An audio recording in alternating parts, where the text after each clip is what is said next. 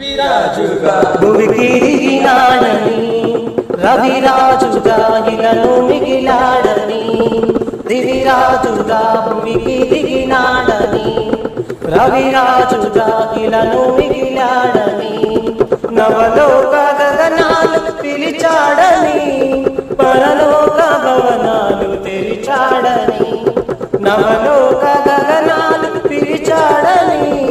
పరలోక భవనాలు తెరిచాడని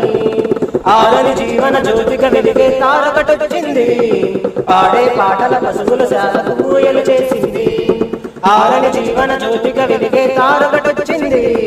పాడే పంటల పశువుల శాలను ఊయలు చేసింది